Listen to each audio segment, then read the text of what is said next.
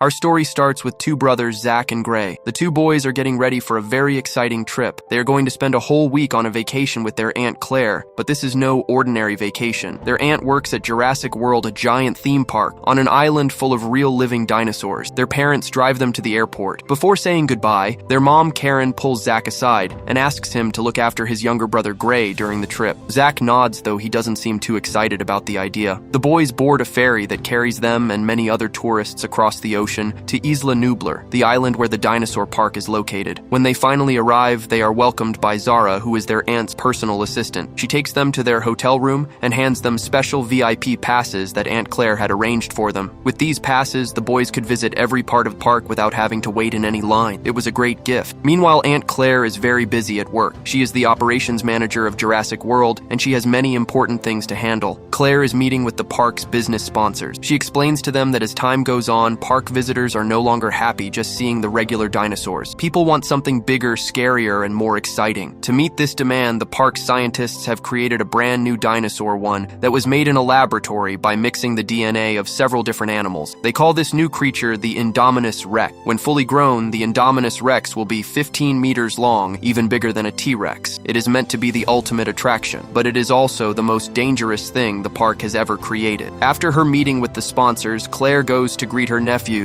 at the park's Innovation Center, a room filled with life-size dinosaur holograms and dinosaur bones for children to explore and play with. It has been 7 years since Claire last saw Zach and Gray, so this reunion means a lot, especially to the younger boy Gray, who is a huge dinosaur fan. However, Claire is still in work mode. She tells the boys that Zara will take care of them for the day, and they will all have dinner together in the evening when she finishes work. Gray is visibly disappointed. He didn't come all this way just to be handed over to a babysitter. Seeing the sadness on her nephew's face, Claire promises that the next day she will spend more time with them. They say goodbye for now, and Claire heads to the park's control room, where a team of staff keeps an eye on all the dinosaurs and all the visitors across the entire island at all times. From there, Claire goes to meet the park's owner, Simon Masrani, a wealthy and enthusiastic man who is passionate about the park and what it stands for. Together, they fly by helicopter to Paddock 11, the area where the Indominus Rex is being kept, so Simon can see the new creature for the first time. During their visit, something important becomes clear. Claire sees the dinosaurs as products and attractions. She talks about them the same way someone might talk about items in a shop. Simon, on the other hand, believes that Jurassic World exists to remind human beings how small and humble we truly are when we stand before the greatness of other animals. It is a very different way of looking at things. Inside the containment area, Claire tells Simon that the Indominus Rex is smarter than any other dinosaur in the park. Within just a few days of being there, the animal had already figured out where its food was coming from. It had even nearly torn off the arm of one of the employees. The creature is not just big, it is clever and deeply dangerous. Claire also mentions that there was another Indominus Rex, a sibling raised alongside her. But the sibling did not survive childhood. The Indominus Rex ate it. Simon then tells Claire about Owen Grady, a former U.S. Navy man who now works on the island training dinosaurs. Simon asked Claire to take Owen to Paddock 11 to check that there are no weak points or safety problems in the enclosure. On the other side of the island, Owen is in the middle of a training session with his raptors, a group of fast, intelligent, and very dangerous dinosaurs. He has trained them since they were born. During the session, one of the raptors named Blue starts chasing a pig. Owen gives the command to stop, and incredibly she does. The other raptors then come forward, and Owen leads them to a raised platform where they are given rats as a reward for obeying his instructions. It is an impressive display. After the training session, a man named Vic Hoskins shows up. Vic is in charge of the park's security forces, and he has a wild idea. He wants to use the raptors as military weapons-trained animals that can be sent into war zones to fight enemies. To do this, he needs Owen's help to control them. Owen refuses. He explains that his raptors are wild animals, not soldiers. They are not tools to be used in warfare. But Vic does not back down easily and continues to argue his case. While the argument is going on, the pig escapes from its enclosure and runs into the raptor area. One of the young park employees tries to catch the pig, but is knocked down by Blue. The raptors surround him and are about to attack. Owen immediately steps in, standing between the employee and the raptors, doing everything he can to calm the animals down, while the young man slowly backs away to safety. Owen then shouts for his partner Barry to close the gate and dives out just in time as the gate slams shut. No one is seriously hurt, but it was a very close call. Before walking away, Owen gives Vic a piece of advice: never turn your back on a cage. Back at the park, Gray is having a wonderful time. He watches children petting and feeding Triceratops' huge three-horned dinosaurs, and he is absolutely loving every second of it. His older brother Zach, however, is bored. He has no interest in the structured tour. Taking advantage of a moment when Zara is distracted, Zach grabs his brother and they sneak off on their own. They head straight to the T-Rex show, where a massive Tyrannosaurus Rex comes out and devours a live goat in front of the crowd. Gray watches with wide eyes, a mix of terror and amazement on his face. Claire drives out to Owen's place to ask for his help with the Indominus Rex. She explains that because Owen has managed to build a relationship with the raptors, he might be able to help improve the behavior of the new hybrid dinosaur before it is introduced to the public. Owen takes offense at the way she describes his work. He tells her clearly that he does not control the raptor. He has a relationship with them, one built on trust and mutual respect. He then makes a comment about Claire's tendency to treat everything as something to be controlled and jokingly mentions it's why they never had a second date. Claire fires back, saying she never wanted a second date first place. Despite the bickering, Claire convinces Owen to help. She asks him to come with her to paddock 11. Before he goes, she advises him to put on a different shirt because the Indominus Rex has an incredibly powerful sense of smell. Meanwhile, the brothers make their way to another attraction, the Mosasaurus show. The Mosasaurus is a giant aquatic reptile bigger than any creature in the ocean. To draw it out of the water park, employees use a great white shark as bait. Within seconds, the Mosasaurus bursts up from the water and swallows the shark in one bite. The crowd goes absolutely wild. After the show, the grandstand lowers into the ground, allowing visitors to look through the glass and see the creature swimming in its enormous tank below. When Owen and Claire arrive at paddock 11, Claire asks an employee to put food out for the Indominus Rex so that Owen can see her. But when the food is placed out, the creature does not appear. Owen notices something unusual. There are claw marks high up on the wall. Everyone begins to suspect that the animal has somehow climbed out of its enclosure and is no longer inside. Claire rushes to the control room to use the tracking chip that was implanted in the Indominus Rex's back to find out where it is. But then the worst news arrives. The tracking system shows the dinosaur is still inside paddock 11, and several people have already walked into the enclosure to check the claw marks, including Owen and 2 park employees. The control room immediately contacts the team on the ground and orders everyone to get out. The workers try to run, but the Indominus Rex is already there. The animal was hiding all along. It had scratched those marks into the wall on purpose as a trap. It attacks and kills the first employee. The second manages to run through the gate and escape. Owen throws himself through the closing gate with the creature right behind him. The Indominus Rex is now completely free. Owen hides under a parked vehicle. A nearby security guard tries to hide behind another vehicle, but the Indominus Rex can smell him. It destroys the vehicle and devours the guard. Thinking quickly, Owen cuts the fuel line of the car he is hiding under and pours fuel over himself to mask his own scent. The plan worked. The animal sniffs around but cannot detect him and eventually moves away. Back at the control room, Claire sends a containment unit, a team of armed soldiers, to capture the Indominus Rex. When Owen arrives at the control room, he is furious. He tells everyone that the dinosaur deliberately made those marks on the wall. It was not trying to escape by climbing, it was trying to trick them into entering the paddock. This animal thinks and it plans. Claire tries to tell him that it is just an animal. Owen reminds her that it is a highly intelligent animal that is now roaming free on an island with 20,000 people on it. The situation gets worse when Owen sees through the cameras that the containment soldiers have gone after the Indominus Rex without lethal weapons. Simon refuses to give the order to kill the dinosaur because the park has invested $26 million